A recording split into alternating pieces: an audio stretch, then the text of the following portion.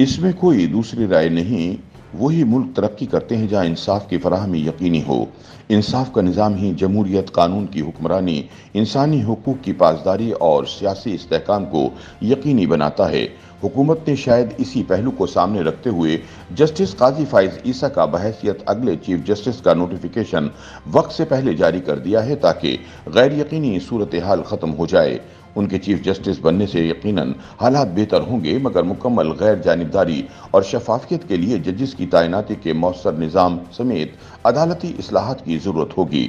नामजद chief justice काजी फाइज ईसा 16 सितंबर 2023 को बतौर chief justice supreme court charge संभालेंगे और उम्मीद की जा रही है कि यहाँ से पाकिस्तान में बेहतरी के एक नए दौर का आगाज होगा, क्योंकि मुल्क का मुक़्तदर हल्का माजी में इनके फैसलों से कभी खुश नहीं रहा। उसकी वजह उनका गैर जानिबदाराना और शफाफ इंसाफ है, जिसकी वो आदी नहीं हैं। फैजाबाद धरना केस के फैसले पर पाकिस्तान तहरीक इंसाफ, फौज और ISI के सरबराह नाराज हो गए थे, क्योंकि इसमें उन्होंने वाज़ेह तौर पर कहा था कि ISI और ISPR सियासत में दखल अंदाजी बंद करें, और उन्होंने जिम्मेदारान के खिलाफ एक्शन लेने का भी हुक्म दिया था, जिसकी वजह से उनको ओहदे से हटाने की कोशिशें तेज तर होती दिखाई दी। इस कोशिश में कई मफाद परस्त जजिस की लॉटरियां भी निकलीं और मुस्तकबिल के बंदोबस्त के पेश नज़र जजिस की तैनातियों और भर्तियों की मंडी लगी रही, जिसके नताइज आज अवाम भुगत रहे हैं। मेमोकेट के फैसले पर पीपल्स पार्टी उनसे नाराज हुई। कोयटा बम धमाके के मामले पर मुस्लिम लीग नून की हुकूमत उनसे नाराज हुई थी। अभी उनको ऑडियो लीक्स कमीशन की सरबराही देने पर सुप्रीम कोर्ट के अंदर परेशानी लाहक है, जिसको महज एक प्रैक्टिस की बुनियाद पर अपनी परेशानी को सहारा देने के लिए जस्टिस काजी फाइज ईसा को काम करने से रोक दिया गया। इसी तरह काजी फाइज ईसा को वकला की हड़ताल से सख्त चिढ़ होती है कि साइलिन से भारी फीस लेकर जब साइलिन अदालत में अपनी तारीख पर आए तो वकला की तरफ से उनके साथ पेशी पर जाने से इसलिए इनकार कर दिया जाए कि वो हड़ताल पर हैं। काजी फाइज ईसा इसे इंतहाई जालिमाना रवैया करार देते हैं। पार्लियामान की तरफ से उनको दस्तूर पाकिस्तान की गोल्डन जुबली के मौके पर मदऊ किया गया और इस पर उनको इनके मुखालिफिन की तरफ से तनकीद का निशाना भी बनाया गया।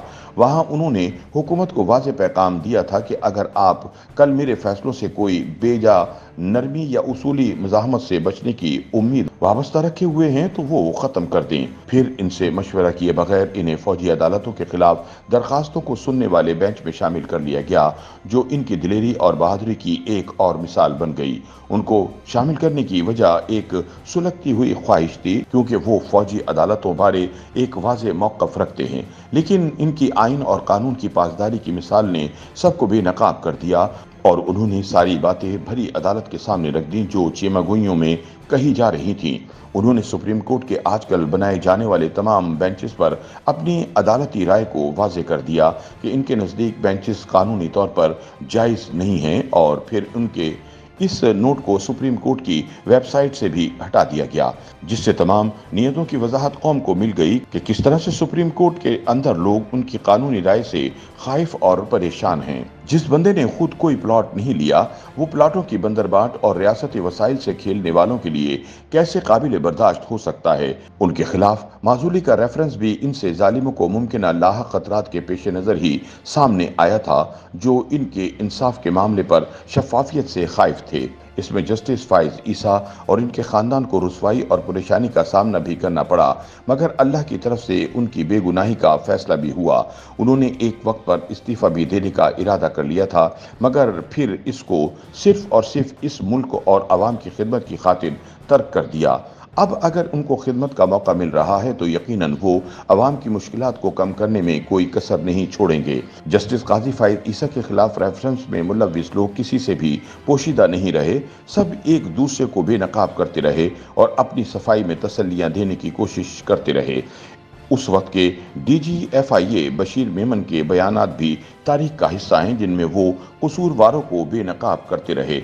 कानूनी माहिरीन के मुताबिक उम्मीद है कि जस्टिस काजी फाइज ईसा अदलिया का एहतराम बहाल करने के साथ साथ आम शहरियों का एहतराम भी बहाल करेंगे। निज़ाम इंसाफ के माहौल में लॉ ऑफ टॉरट पर अमल दरामद अदलिया की तरजीहात में शामिल होगा, ताकि इस मुल्क में आइन और कानून की बालादस्ती को यकीनी बनाया जा सके और सियासत का खात्मा हो। रियासत के वसाइल और ताकत के बलबूते पर बनाए गए किले टूटेंगे और सिविल बालादस्ती को फरोग मिलेगा। इसके लिए सियासतदानों को भी पार्लियामान को मजबूत बनाना होगा। अपना खौफ खत्म करके एहतिसाब के अमल में आज़ाद और मजबूत अदलिया के क़याम के लिए उनका साथ देने की तैयारी करना होगी। फैज़ाबाद धरना जैसे फैसलों पर अमल दरामद के लिए हिकमत अमली को यकीनी बनाना होगा, ताकि इस मुल्क के साथ होने वाले खिलवाड़ का हिसाब बराबर करके इस बात को हमेशा के लिए बंद किया जा सके। तज्जियाकारों के मुताबिक सुप्रीम कोर्ट के अंदर की तकसीम महज चीफ जस्टिस के बदल जाने से ख़त्म नहीं हो जाएगी।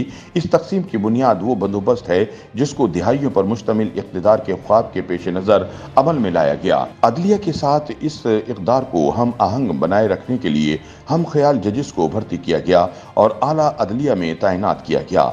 इस कार्रवाई के मुबैना शवाहिद भी गर्दिश कर रहे हैं।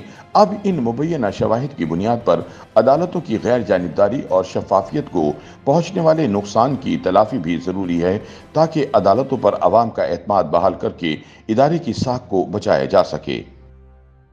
YouTube पर गूगली न्यूज देखने के लिए youtube.com की सर्च बार में गूगली न्यूज टीवी टाइप करें। गूगली न्यूज के पेज पर सुर्ख रंग के सब्सक्रिप्शन वाले बटन पर क्लिक करना ना भूलिए। YouTube पेज पर अपलोड होने वाली वीडियोस से बाखबर रहने के लिए बेल आइकन पर क्लिक कीजिए। आपको हर नई वीडियो के बारे में नोटिफिकेशन मौसूल हो जाएगा।